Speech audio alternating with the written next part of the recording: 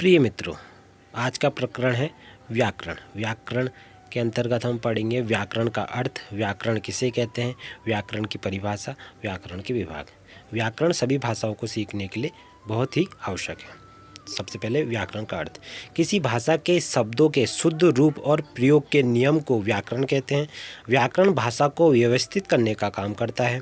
यह किसी भाषा के बोलने और लिखने के नियम की व्यवस्थित पद्धति है।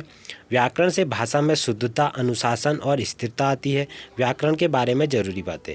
व्याकरण शब्द 3 शब्दों से मिलकर बना है, वि धन आ धन करण, जिसका अर्थ होता है भली भांति समझना।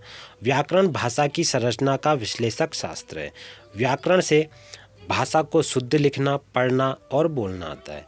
व्याकरण शिक्षण से भाषा में शुद्धता, अनुशासन तथा स्थिरता आती है। व्याकरण भाषा की स्थिति, प्रवृत्ति प्रकट करता है। व्याकरण किसी भाषा के स्वरूप, शब्दों, रूपों, प्रयोगों आदि का विवेचन होता है। व्याकरण वाक्य की संरचना का ज्ञान प्रदान करती है, बोलने का, ठीक है। तो बोलने की संरचना का ज्ञान प्राप्त करती है व्याकरण। सभी भाषाओं का अपना अपना व्याकरण होता है। अब व्याकरण किसे कहते हैं? किसी भाषा को शुद्ध लिखने, बोलने का ज्ञान कराने वाले विशेष ज्ञान को व्याकरण कहते हैं। व्याकरण से हम शुद्ध भाषा लिखना और बोलना सीखते हैं। प्रत्येक भाषा का अपना व्याकरण होता है। व्याकरण का ज्ञान होने पर ही व्यक्ति उस भाषा के प्रयोग में कुशल हो सकता है, ठीक है। तो कोई सी भी भाषा को सीखने के लिए व्याकरण सीखना बहुत आवश्यक होता है, ठीक है। व्याकरण की परिभाषा। अब जिस विधा से हम भाषा को शुद्ध लिखना, बोलना सीखते हैं उसे व्याकरण कहते हैं। वह विधा जिसके अंतर्गत बोलचाल और साहित्य में प्रयुक्त भाषा के स्वरूप, उसके गठन, अवयवों तथा प्रकारों, उनके पारस्परिक संबंधों और रचना विधान तथा स्वरूप परिवर्तन का विवेचन किया जाता है। भाषा संबंधी नियमों से संबद्ध पुस्तक। व्याकरण के विभाग 3 विभाग होते हैं, वर्ण विचार, शब्द विचार और वाक्य विचार। इनको थोड़ा सा देखेंगे।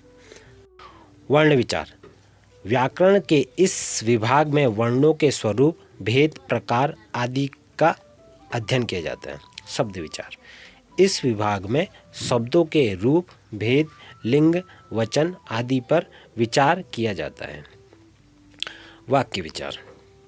इस विभाग में वाक्य, वाक्य रचना, वाक्य भेद, विराम चिन्ह आदि के बारे में अध्ययन किया जाता है, ठीक है। तो व्याकरण सभी के लिए आवश्यक होती है।